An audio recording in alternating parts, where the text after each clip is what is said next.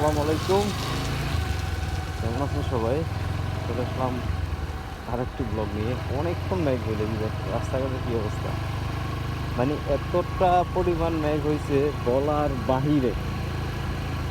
হঠাৎ করে ওই যে গত ব্লগটায় আপনাদেরকে বললাম পাম্পে দিয়ে তারপর একটা ব্লগ করতে, কিন্তু মানে এক কথা বলা যায় যে বুলেটের মতো আর কি মেঘটা চলে আসছে। তো মেঘের সময় ভালোই লাগে বাইক চালাতে, কিন্তু অনেক সময় একটা সমস্যা হয়ে থাকে। যেমন আমাদের যাদের ডিস্ক অথবা ব্রেক সিস্টেমটা, তাদের একটু প্রবলেম হয়, কারণ টানি টানি গেলে একটু ব্রেকটা কমতে পারছে। সেক্ষেত্রে আপনি একটু বাইকটি আস্তে আস্তে চালাবেন, সেটা আমার মনে হয় বেটার। আরেকটা জিনিস যেটা আমি বলি, আপনি যখন বাইকটা ওয়াশ করবেন, ওয়াশ করার পরে যখন বাইকটা নিয়ে রাস্তাঘাটে বের হবেন, আর তখন যদি মেঘ আসে, মানে এতটা খারাপ লাগে সেটা আসলে বলার মতো না।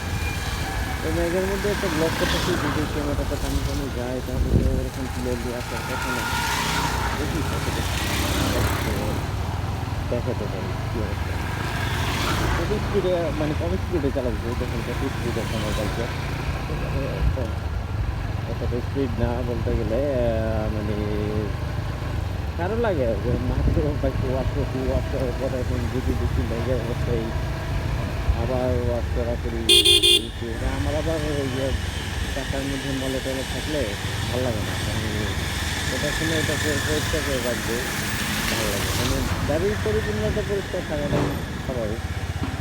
আপনার সবসময় এটা পরিষ্কার করে রাখবেন, নিজের কাছে ভালো লাগে, বাইকটা দেখতেও ভালো লাগবে, সব কিছুই মানে সুন্দর ভাবে তৈরি থাকবে। তো আমি আপনাদের সাথে টুকটাক ব্লগ টক করি, দেখাই, এই আর কি, তেমন কিছু না। তেল টেল তো নিলাম, ভালোই লাগে। এখন একটা তেলের দামের একটা অ্যাভারেজ একটা আছে। যেমন আগে একটা উল্টাপাল্টা দাম ছিল 130 টাকা। এটার কোনো ক্ষেত্রে আমার মনে হয় না কোনো দিক দিয়ে ঠিক আছে। সব দিক দিয়ে চুরিতে চুরি, আবার সীমা চুরি, কথা আছে না এরকম। এই জিনিসটা এখন 2 লিটার তেল মোটামুটি 250 টাকা পাওয়া যায়। তবে এই জিনিসটা যদি আবার কিছু কমানো যায় তাহলে সবার জন্য ঠিক। তবে এটা সম্ভব হবে আস্তে আস্তে হইলে। আর আমরা সবাই সময় দিই, যিনি প্রথম একটা আমরা তাকে সময়টা দিই। কারণ অনেক সচরাচর আমি কিনে নিচ্ছি, কিনের পরে যদি আমরা এখনও যদি চিন্তা করি এত তাড়াতাড়ি সব কিছু না, সব কিছুর একটা সীমার মধ্যে আছে, সব কিছুর একটা সময় দিই। অনেক সুন্দর আমি করতেছি, মানে অনেক কিছু ভালো দিক করতেছি। এই বিপণের যে উদ্যোগ আছে না, এখানে প্রায় কতদিন জানি বাংলাদেশি যে তিনি মানে ফিরিয়ে আনা, যেটা ফিরিয়ে আনা প্রথম দেখেন।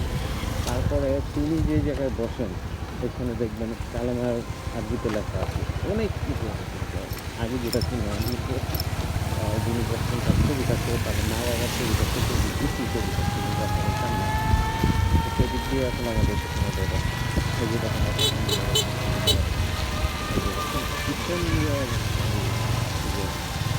বাইক যে কথা বললাম না, এটা নিয়ে আমি অলরেডি একটা ব্লগ করছিলাম যে আসলে ঈদের জ্বালায় অসুস্থ ঢাকা শহরে। আর কী বলবো আর কি কথাগুলো, যেহেতু চলে গেছে অনেকেই কর্মসংস্থান এটা দিয়ে, এইটা দিয়ে আর কি এবার পরিবার চলে, অনেকের পরিবার চলে।